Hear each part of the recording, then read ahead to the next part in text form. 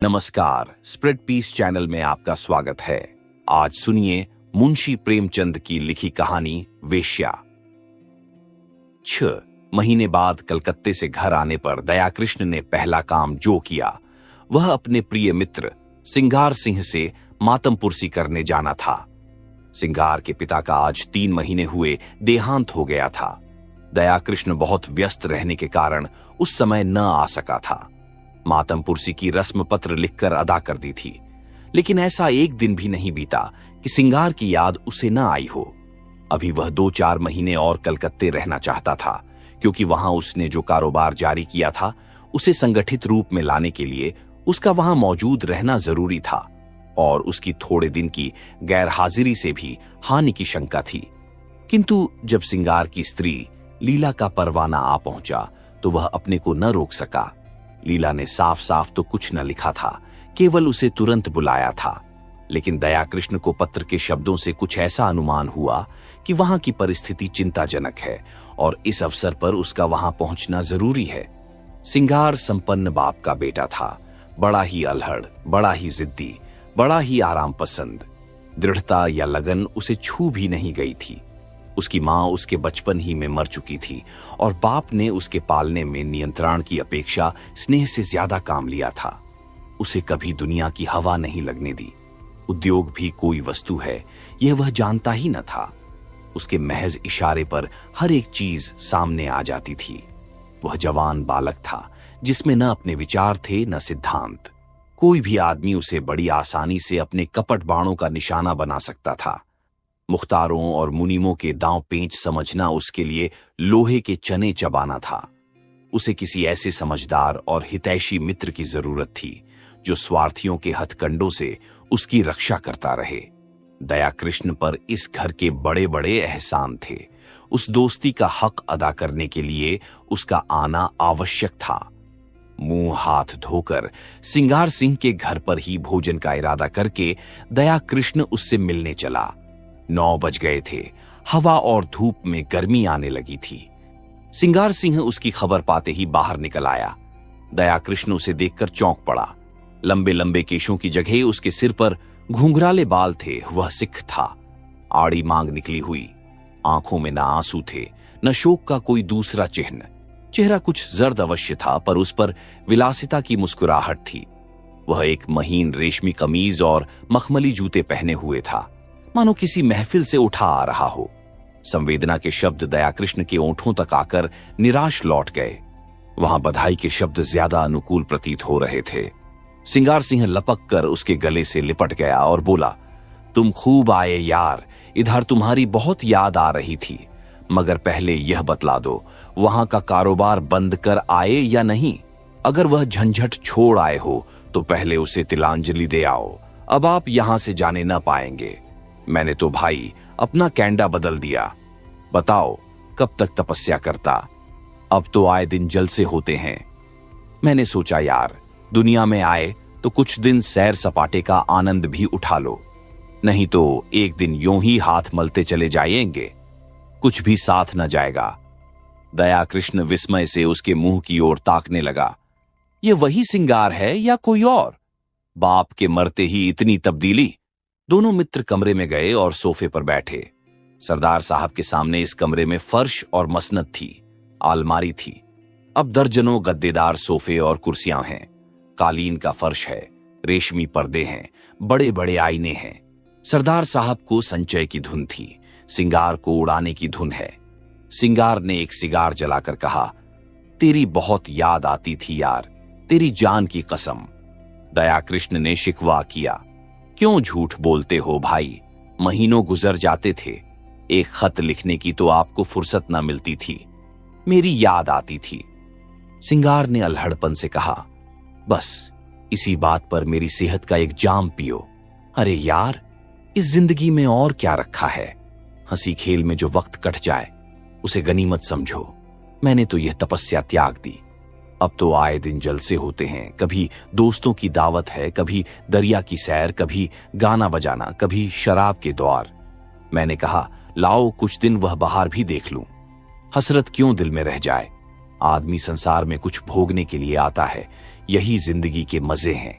जिसने ये मजे नहीं चखे उसका जीना वृथा है। बस दोस्तों की मजलिस हो, बगल में माशूक हो और हाथ में प्याला हो, इसके सिवा मुझे और कुछ न चाहिए। उसने अलमारी खोलकर एक बोतल निकाली और 2 गिलासों में शराब डालकर बोला, यह मेरी सेहत का जाम है, इनकार न करना, मैं तुम्हारे सेहत का जाम पीता हूं। दया कृष्ण को कभी शराब पीने का अवसर न मिला था। वह इतना धर्मात्मा तो न था कि शराब पीना पाप समझता। हां, उसे दुर्व्यसन समझता था। गंध ही से उसका जी मिथलाने लगा। उसे भय हुआ कि वह शराब का अट चाहे मुंह में ले ले, उसे कंठ के नीचे नहीं उतार सकता। उसने प्याले को शिष्टाचार के तौर पर हाथ में ले लिया, फिर उसे ज्यों का त्यों मेज पर रखकर बोला, तुम जानते हो मैंने कभी नहीं पी, इस समय मुझे क्षमा करो। 10-5 दिन में यह फन भी सीख जाऊंगा। मगर यह तो बताओ, अपना कारोबार भी कुछ देखते हो या इसी में पड़े रहते हो? सिंगार ने अरुचि से मुंह बनाकर कहा, ओह, क्या जिक्र तुमने छेड़ दिया यार। कारोबार के पीछे इस छोटी सी जिंदगी को तबाह नहीं कर सकता। न कोई साथ लाया है, न साथ ले जाएगा। पापा ने मर मर कर धान संचय किया, क्या हाथ लगा। 50 तक पहुंचते पहुंचते चल बसे। उनकी आत्मा अब भी संसार के सुखों के लिए तरस रही होगी। धान छोड़कर मरने से फाके मस्त रहना कहीं अच्छा है। धान की चिंता तो नहीं सताती, पर यह हाय हाय तो नहीं होती कि मेरे बाद क्या होगा। तुमने गिलास मेज पर रख दिया, जरा पियो, आंखें खुल जाएंगी, दिल हरा हो जाएगा। और लोग सोडा और बर्फ मिलाते हैं, मैं तो खालिस पीता हूं। इच्छा हो तो तुम्हारे लिए बर्फ मंगाऊं? दया कृष्ण ने फिर क्षमा मांगी, मगर सिंगार गिलास पर गिलास पीता गया। उसकी आंखें लाल लाल निकल आईं, ऊल जलूल बकने लगा, खूब डींगे मारी, फिर बेसुरे राग में एक बाजारू गीत गाने लगा।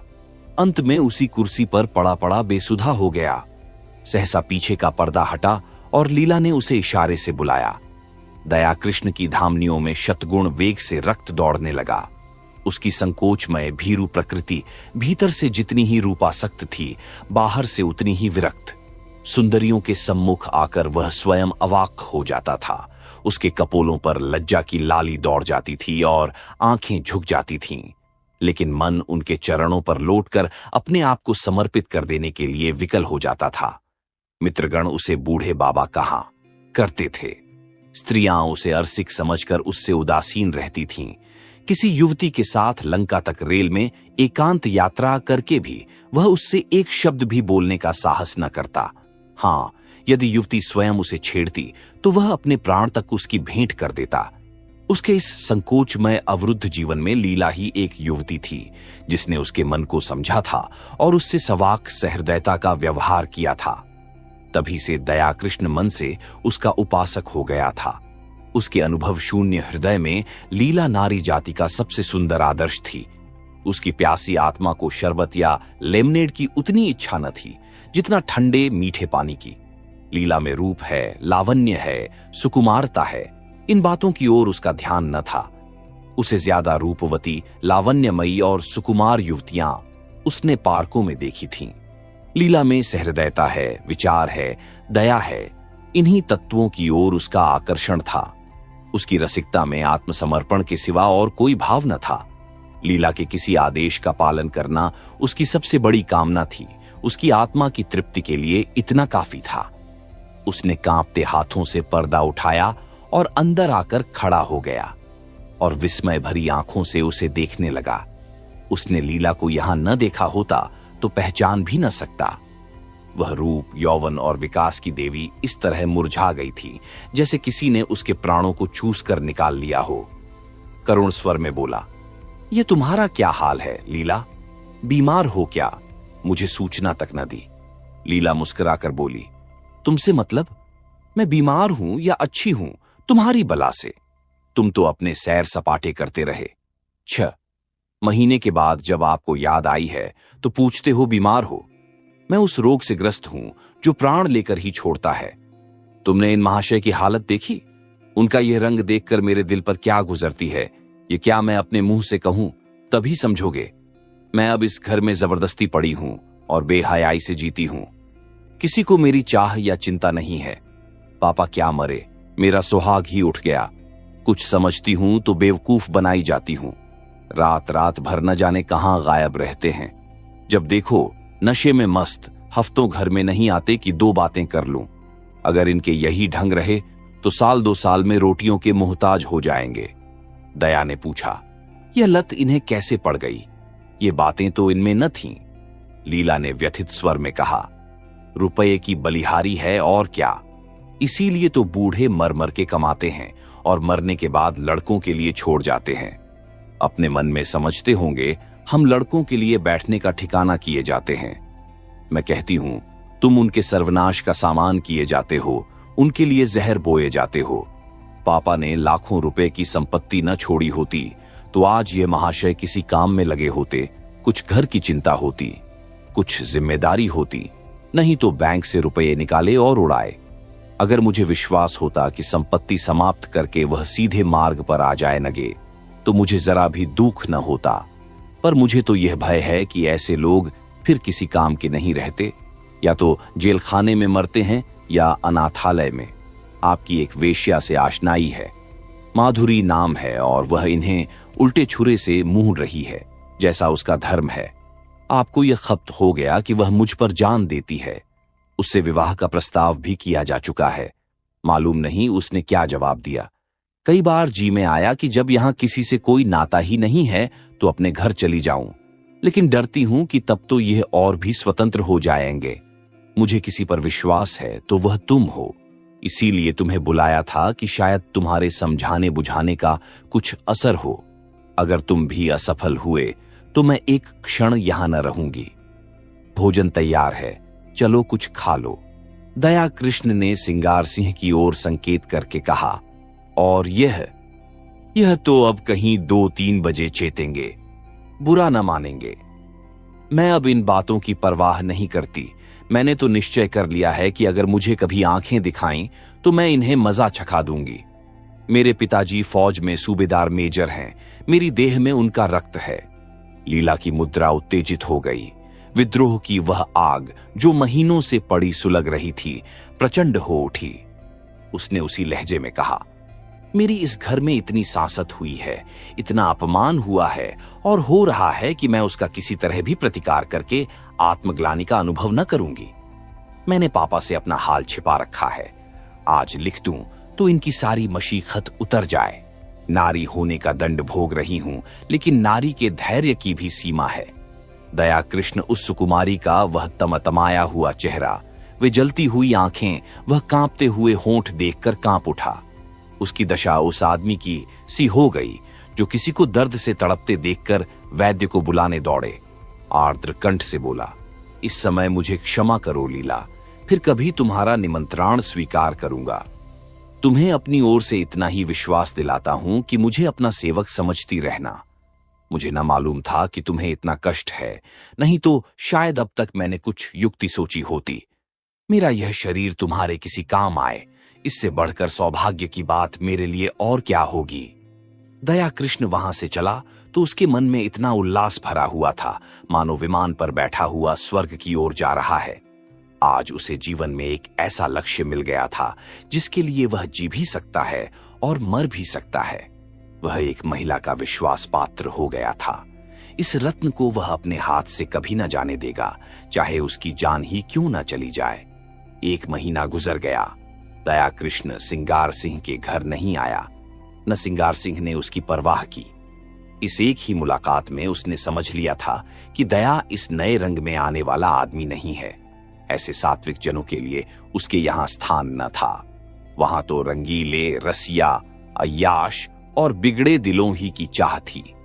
हां, लीला को हमेशा उसकी याद आती रहती थी, मगर दया कृष्ण के स्वभाव में अब वह संयम नहीं है।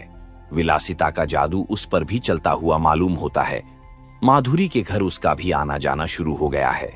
वह सिंगार सिंह का मित्र नहीं रहा, प्रतिद्वंद्वी हो गया है। दोनों एक ही प्रतिमा के उपासक हैं, मगर उनकी उपासना में अंतर है। सिंगार की दृष्टि से माधुरी केवल विलास की एक वस्तु है, केवल विनोद का एक यंत्र। दया कृष्ण विनय की मूर्ति है जो माधुरी की सेवा में ही प्रसन्न है। सिंगार माधुरी के हास्य विलास को अपना जरखरीद हक समझता है। दया कृष्ण इसी में संतुष्ट है कि माधुरी उसकी सेवाओं को स्वीकार करती है। माधुरी की ओर से जरा भी अरुचि देखकर वह उसी तरह बिगड़ जाएगा जैसे अपनी प्यारी घोड़ी की मुंहजोरी पर। दया कृष्ण अपने को उसकी कृपा दृष्टि के योग्य ही नहीं समझता। सिंगार जो कुछ माधुरी को देता है, गर्व भरे आत्म प्रदर्शन के साथ, मानो उस पर कोई एहसान कर रहा हो। दया कृष्ण के पास देने को है ही क्या, पर वह जो कुछ भेंट करता है वह ऐसी श्रद्धा से मानो देवता को फूल चढ़ाता हो। सिंगार का आसक्त मन माधुरी को अपने पिंजरे में बंद रखना चाहता है, जिसमें उस पर किसी की निगाह न पड़े। दया कृष्ण निर्लिप्त भाव से उसकी स्वच्छंद क्रीड़ा का आनंद उठाता है।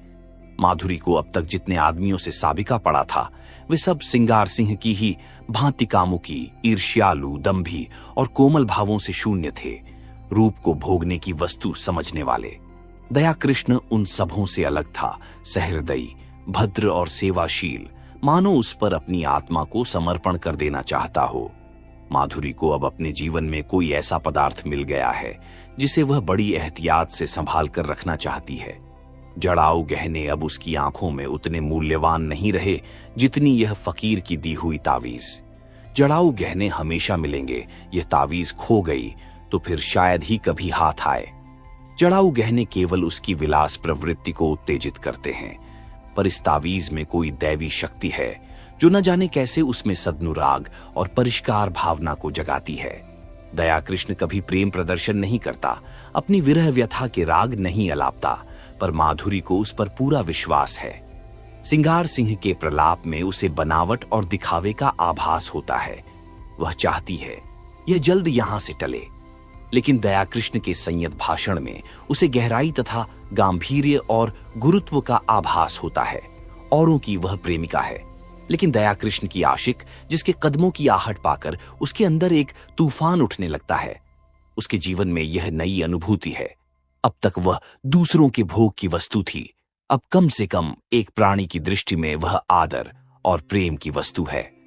सिंगार सिंह को जब से दया कृष्ण के इस प्रेमाभिनय की सूचना मिली है, वह उसके खून का प्यासा हो गया है। ईर्ष्याग्नि से फूंका जा रहा है। उसने दया कृष्ण के पीछे कई शोहदे लगा रखे हैं कि वे उसे जहां पाएं उसका काम तमाम कर दें। वह खुद पिस्तौल लिए उसकी टोह में रहता है। दया कृष्ण इस खतरे को समझता है, जानता है। अपने नियत समय पर माधुरी के पास बिला नागा आ जाता है। मालूम होता है उसे अपनी जान का कुछ भी मोह नहीं है।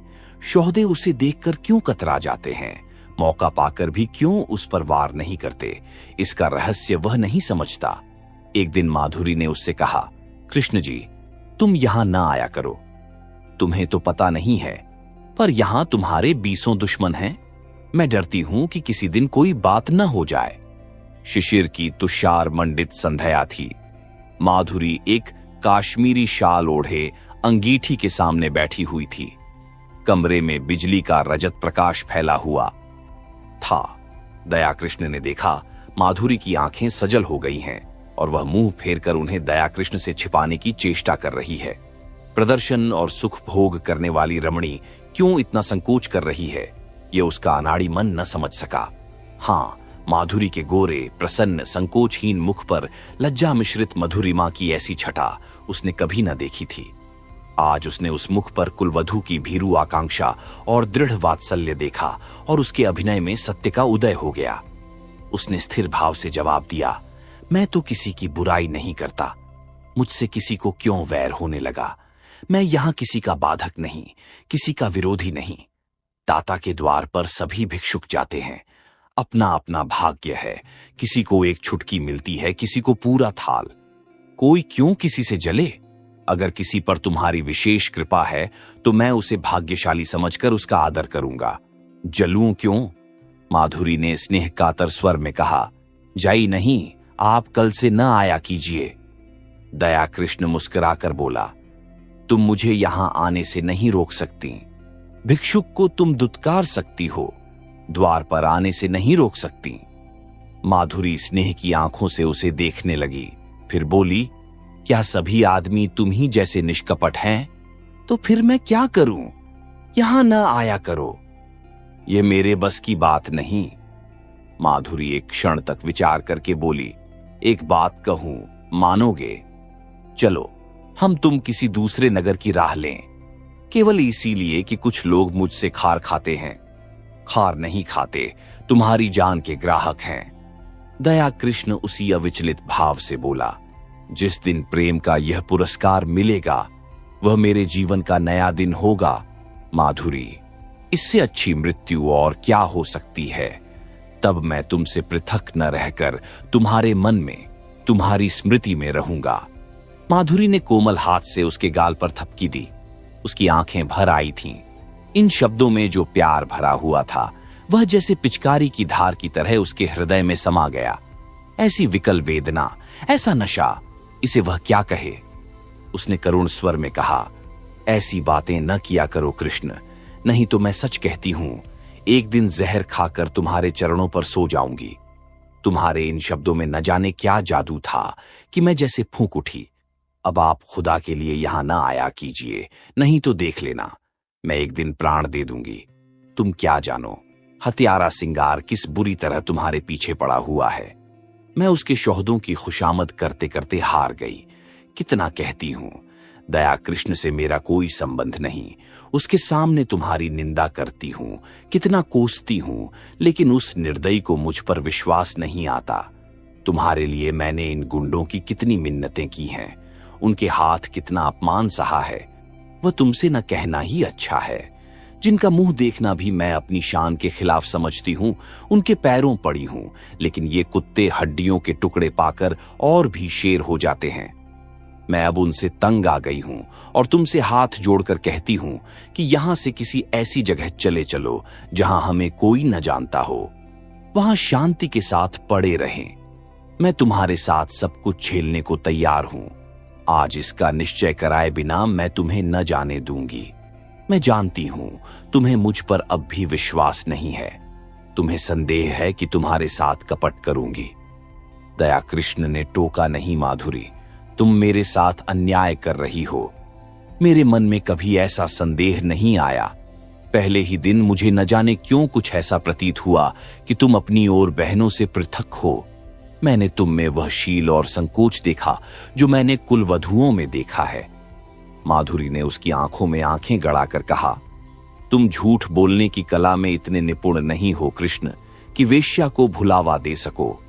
मैं न शीलवती हूं, न संकोचवती हूं और न अपनी दूसरी बहनों से भिन्न हूं।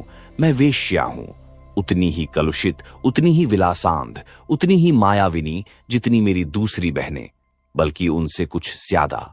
न तुम अन्य पुरुषों की तरह मेरे पास विनोद और वासना तृप्ति के लिए आए थे। नहीं, महीनों आते रहने पर भी तुम यूं अलिप्त न रहते।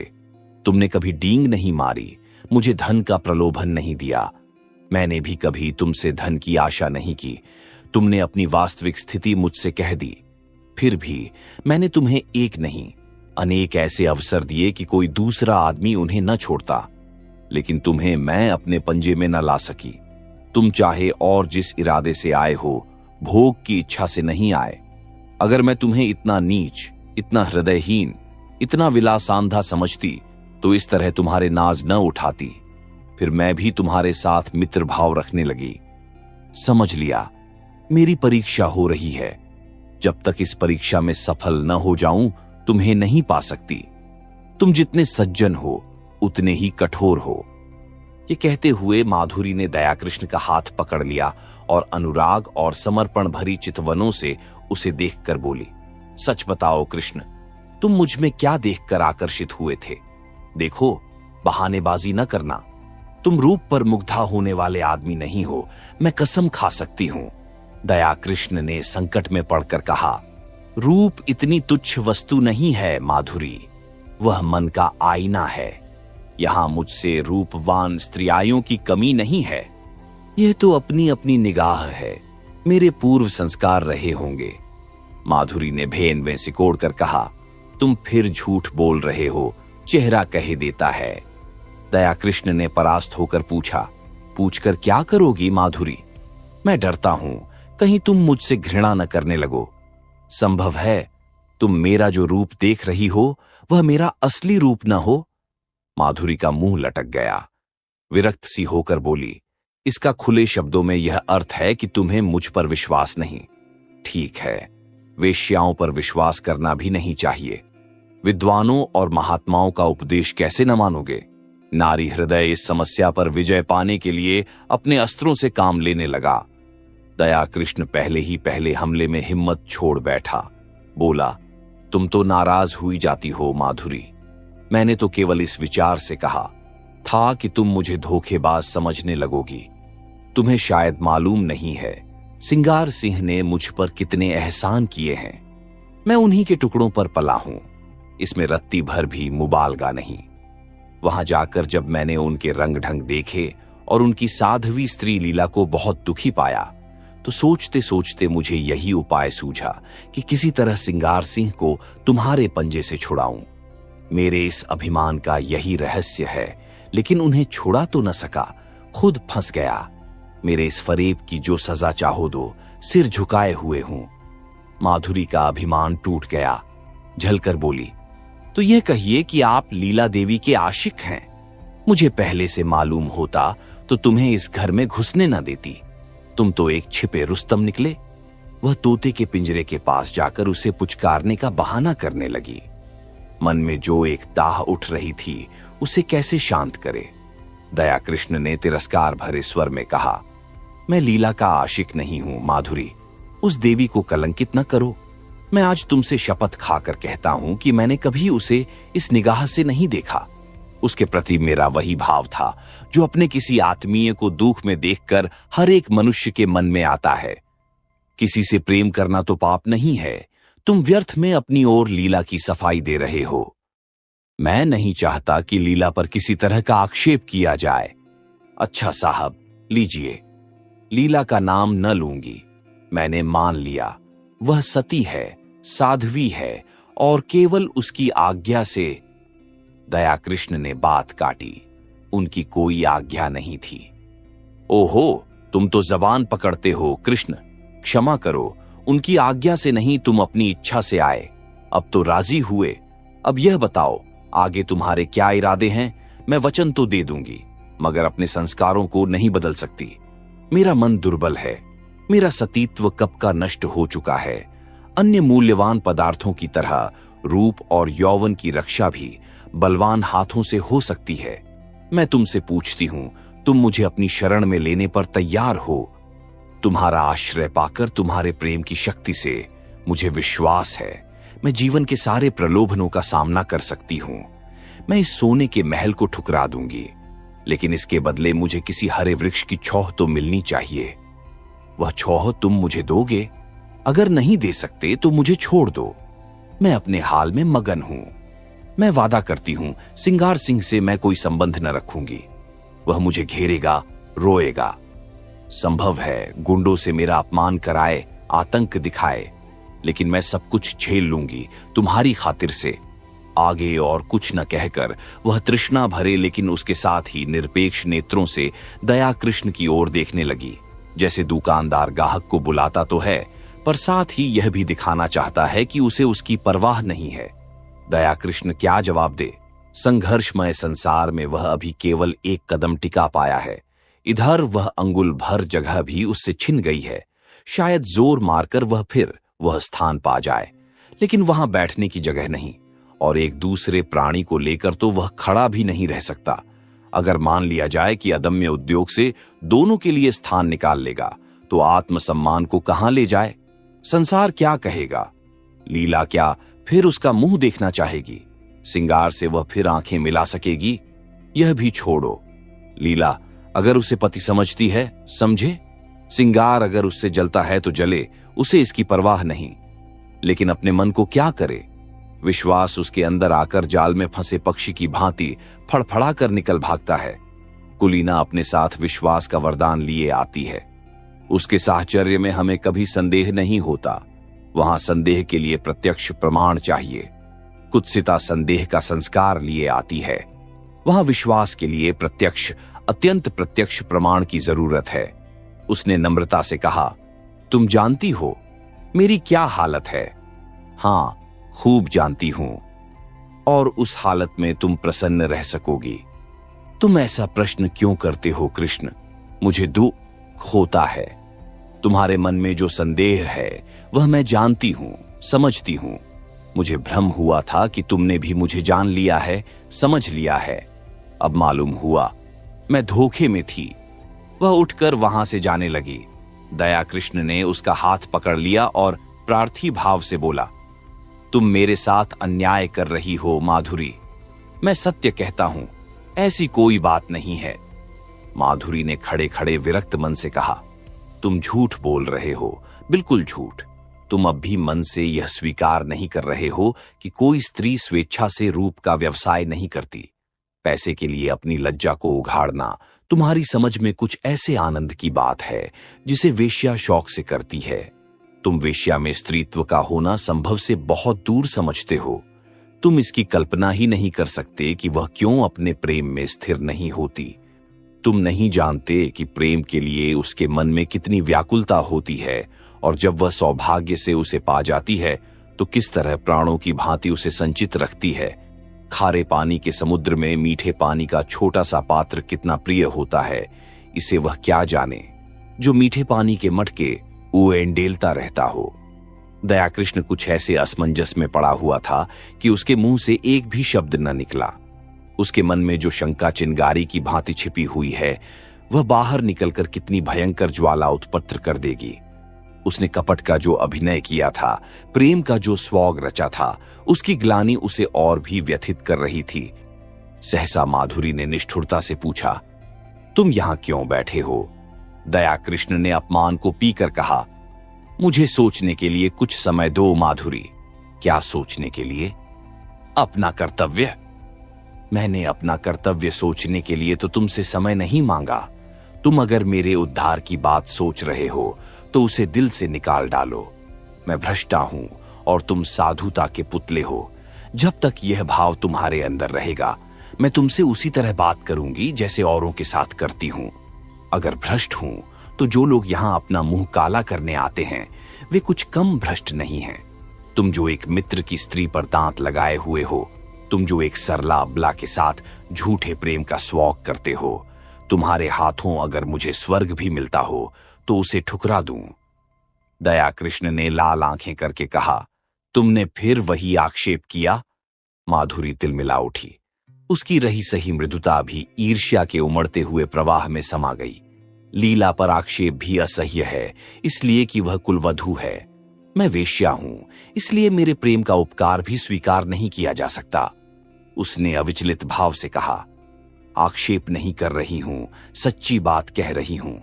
तुम्हारे डर से बिल खोदने जा रही हूं। तुम स्वीकार करो या न करो, तुम लीला पर मरते हो। तुम्हारी लीला तुम्हें मुबारक रहे। मैं अपने सिंगार सिंह ही में प्रसन्न हूं। उद्धार की लालसा अब नहीं रही। पहले जाकर अपना उद्धार करो। अब से खबरदार कभी भूल कर भी यहां ना आना, नहीं तो पछताओगे।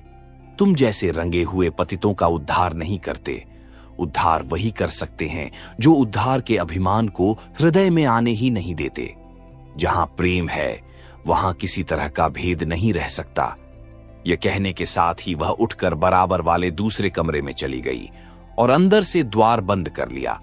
दया कृष्ण कुछ देर वहां मरमाहत सा रहा, फिर धीरे धीरे नीचे उतर गया, मानो देह में प्राण न हो। 2 दिन दया कृष्ण घर से न निकला। माधुरी ने उसके साथ जो व्यवहार किया, इसकी उसे आशा न थी। माधुरी को उससे प्रेम था, इसका उसे विश्वास था। लेकिन जो प्रेम इतना असहिष्णु हो, जो दूसरे के मनोभावों का जरा भी विचार न करे, जो मिथ्या कलंक आरोपण करने से भी संकोच न करे, वह उन्माद हो सकता है, प्रेम नहीं।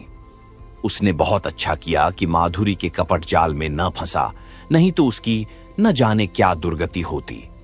पर दूसरे क्षण उसके भाव बदल जाते और माधुरी के प्रति उसका मन कोमलता से भर जाता। अब वह अपनी अनुदारता पर, अपनी संकीर्णता पर पछताता। उसे माधुरी पर संदेह करने का कोई कारण न था। ऐसी दशा में ईर्ष्या स्वाभाविक है, और वह हर ईर्ष्या ही क्या जिसमें डंक न हो, विष न हो। माना समाज उसकी निंदा करता। यह भी मान लिया कि माधुरी सती भार्या न होती। कम से कम सिंगार सिंह तो उसके पंजे से निकल जाता। दया कृष्ण के सिर से आरण का भार तो कुछ हल्का हो जाता। लीला का जीवन तो सुखी हो जाता। सहसा किसी ने द्वार खटखटाया। उसने द्वार खोला तो सिंगार सिंह सामने खड़ा था, बाल बिखरे हुए, कुछ अस्त व्यस्त।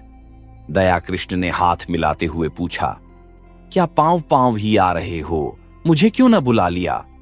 सिंगार ने उसे चुभती हुई आंखों से देखकर कहा, मैं तुमसे यह पूछने आया हूं कि माधुरी कहां है? अवश्य तुम्हारे घर में होगी। क्यों अपने घर पर होगी, मुझे क्या खबर? मेरे घर क्यों आने लगी? इन बहानों से काम न चलेगा, समझ गए?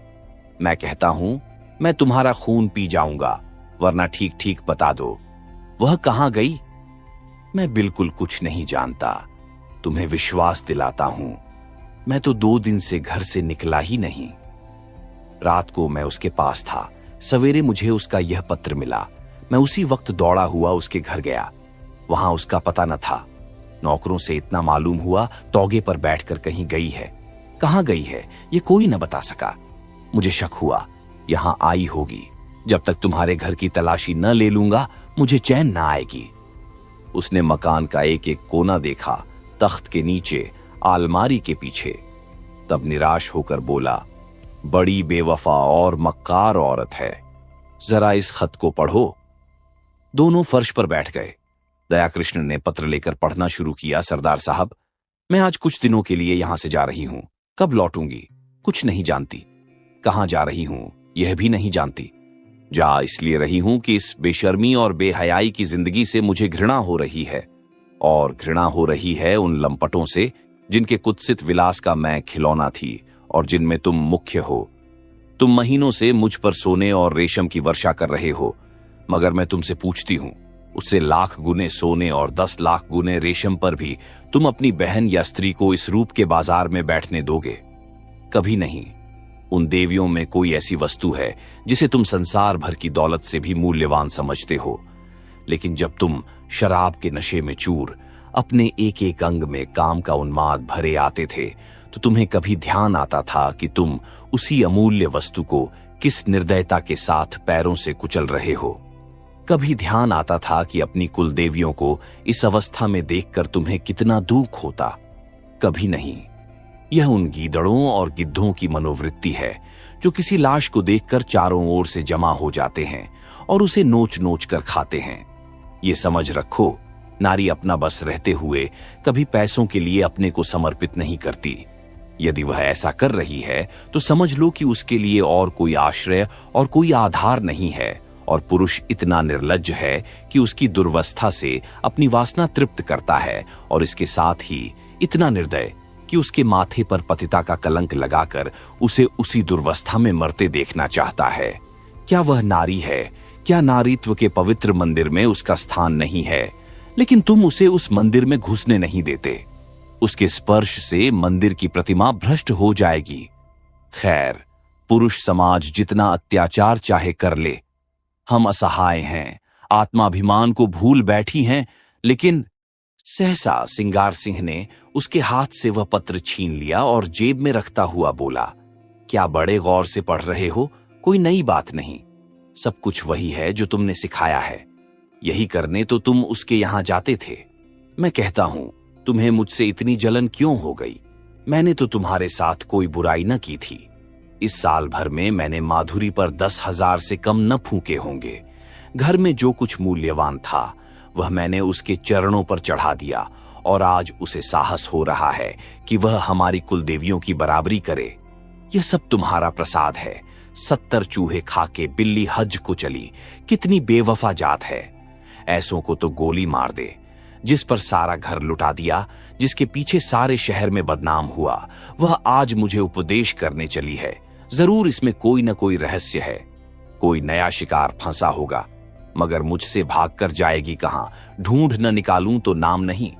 कमबख्त कैसी प्रेम भरी बातें करती थी कि मुझ पर घड़ों नशा चढ़ जाता था। बस कोई नया शिकार फंस गया। यह बात न हो मूंछ मुड़ा लूं। दया कृष्ण उसके सफाचट चेहरे की ओर देखकर मुस्कुराया। तुम्हारी मूंछें तो पहले ही मुड़ चुकी हैं। इस हल्के से विनोद ने जैसे सिंगार सिंह के घाव पर मरहम रख दिया। वह बेसरो सामान घर, वह फटा फर्श, वे टूटी फूटी चीजें देखकर उसे दया कृष्ण पर दया आ गई। चोट की तिलमिलाहट में वह जवाब देने के लिए ईंट पत्थर ढूंढ रहा था, पर अब चोट ठंडी पड़ गई थी और दर्द घनीभूत हो रहा था। दर्द के साथ साथ सौहार्द भी जाग रहा था। जब आग ही ठंडी हो गई तो धुआं कहां से आता? उसने पूछा, सच कहना, तुमसे भी कभी प्रेम की बातें करती थीं? दयाकृष्ण ने मुस्कुराते हुए कहा, मुझसे? मैं तो खाली उसकी सूरत देखने जाता था। सूरत देखकर दिल पर काबू तो नहीं रहता। यह तो अपनी अपनी रुचि है मोहनी, देखते ही कलेजे पर छुरी चल जाती है। मेरे कलेजे पर तो कभी छुरी नहीं चली। यही इच्छा होती थी कि इसके पैरों पर गिर पंगूं। इसी शायरी ने तो यह अनर्थ किया। तुम जैसे बुद्धुओं को किसी देहातिन से शादी करके रहना चाहिए। चले थे वेश्या से प्रेम करने। एक क्षण के बाद उसने फिर कहा, मगर है बेवफा, मक्कार। तुमने उससे वफा की आशा की, मुझे तो यही अफसोस है। तुमने वह दिल ही नहीं पाया, तुमसे क्या कहूं। 1 मिनट के बाद उसने सहृदय भाव से कहा, अपने पत्र में उसने बातें तो सच्ची लिखी हैं, चाहे कोई माने या न माने। सौंदर्य को बाजारू चीज समझना कुछ बहुत अच्छी बात तो नहीं है। दयाकृष्ण ने पुचारा दिया, जब स्त्री अपना रूप बेचती है तो उसके खरीदार भी निकल आते हैं। फिर यहां तो कितनी ही जातियां हैं जिनका यही पेशा है। यह पेशा चला कैसे? स्त्रियों की दुर्बलता से। नहीं, मैं समझता हूं बिस्मिल्लाह पुरुषों ने की होगी। इसके बाद एकाएक जेब से घड़ी निकालकर देखता हुआ बोला, ओहो, 2 बज गए और अभी मैं यहीं बैठा हूं। आज शाम को मेरे यहां खाना खाना, जरा इस विषय पर बातें होंगी। अभी तो उसे ढूंढ निकालना है। वह है कहीं इसी शहर में। घर वालों से भी कुछ नहीं कहा। बुढ़िया नायिका सिर पीट रही थी। उस्ताद जी अपनी तकदीर को रो रहे थे, न जाने कहां जाकर छिप रही। उसने उठकर दयाकृष्ण से हाथ मिलाया और चला। दयाकृष्ण ने पूछा, मेरी तरफ से तो तुम्हारा दिल साफ हो गया। सिंगार ने पीछे फिरकर कहा, हुआ भी और नहीं भी हुआ, और बाहर निकल गया। 7-8 दिन तक सिंगार सिंह ने सारा शहर छाना, पुलिस में रिपोर्ट की, समाचार पत्रों में नोटिस छपाई, अपने आदमी दौड़ाए, लेकिन माधुरी का कुछ भी सुराग न मिला कि फिर महफिल गर्म होती। मित्रवृंद सुबह शाम हाजिरी देने आते और अपना सा मुंह लेकर लौट जाते। सिंगार के पास उनके साथ गपशप करने का समय न था। गर्मी के दिन सजा हुआ कमरा भट्ठी बना हुआ था। खस की टट्टियां भी थीं, पंखा भी, लेकिन गर्मी जैसे किसी के समझाने बुझाने की परवाह नहीं करना चाहती। अपने दिल का बुखार निकालकर ही रहेगी। सिंगार सिंह अपने भीतर वाले कमरे में बैठा हुआ पेग पर पेग चढ़ा रहा था, पर अंदर की आग न शांत होती थी। इस आग ने ऊपर की घास फूस को जलाकर भस्म कर दिया था और अब अंतस्तल की जड़ विरक्ति और अचल विचार को द्रवित करके बड़े वेग से ऊपर फेंक रही थी। माधुरी की बेवफाई ने उसके आमोदी हृदय को इतना आहत कर दिया था कि अब अपना जीवन ही बेकार सा मालूम होता था। माधुरी उसके जीवन में सबसे सत्य वस्तु थी, सत्य भी और सुंदर भी। उसके जीवन की सारी रेखाएं इसी बिंदु पर आकर जमा हो जाती थीं। वह बिंदु एकाएक पानी के बुलबुले की भांति मिट गया और अब वे सारी रेखाएं, वे सारी भावनाएं, वे सारी मृदु स्मृतियां उन झल्लाई हुई मधुमक्खियों की तरह भनभनाती फिरती थीं जिनका छत्ता जला दिया गया हो। जब माधुरी ने कपट व्यवहार किया तो और किससे कोई आशा की जाए। इस जीवन ही में क्या है? आम में रस ही न रहा तो गुठली किस काम की। लीला कई दिनों से महफिल में सन्नाटा देखकर चकित हो रही थी। उसने कई महीनों से घर के किसी विषय में बोलना छोड़ दिया था। बाहर से जो आदेश मिलता था उसे बिना कुछ कहे सुने पूरा करना ही उसके जीवन का क्रम था। वीतराग सी हो गई थी। न किसी शौक से वास्ता था, न सिंगार से, मगर इस कई दिन के सन्नाटे ने उसके उदास मन को भी चिंतित कर दिया। चाहती थी कि कुछ पूछे, लेकिन पूछे कैसे? मान जो टूट जाता। मान ही किस बात का? मान तब करे जब कोई उसकी बात पूछता हो। मान अपमान से प्रयोजन नहीं। नारी ही क्यों हुई? उसने धीरे धीरे कमरे का पर्दा हटाकर अंदर झोंका। देखा, सिंगार सिंह सोफा पर चुपचाप लेटा हुआ है, जैसे कोई पक्षी सांझ के सन्नाटे में परों में मुंह छिपाए बैठा हो। समीप आकर बोली, मेरे मुंह पर ताला डाल दिया गया है। लेकिन क्या करूं, बिना बोले रहा नहीं जाता। कई दिन से सरकार की महफिल में सन्नाटा क्यों है? तबीयत तो अच्छी है। सिंगार ने उसकी ओर आंखें उठाईं, उनमें व्यथा भरी हुई थी। कहा, तुम अपने मैके क्यों नहीं चली जाती लीला? आपकी जो आज्ञा। पर यह तो मेरे प्रश्न का उत्तर न हुआ। वह कोई बात नहीं, मैं बिल्कुल अच्छा हूं। ऐसे बेहयाओं को मौत भी नहीं आती। अब इस जीवन से जी भर गया। कुछ दिनों के लिए बाहर जाना चाहता हूं। तुम अपने घर चली जाओ तो मैं निश्चिंत हो जाऊं। भला आपको मेरी इतनी चिंता तो है? अपने साथ जो कुछ ले जाना चाहती हो ले जाओ। मैंने इस घर की चीजों को अपना समझना छोड़ दिया है। मैं नाराज होकर नहीं कह रहा हूं। लीला न जाने कब लौटूं। तुम यहां अकेले कैसे रहोगी? कई महीने के बाद लीला ने पति की आंखों में स्नेह की झलक देखी।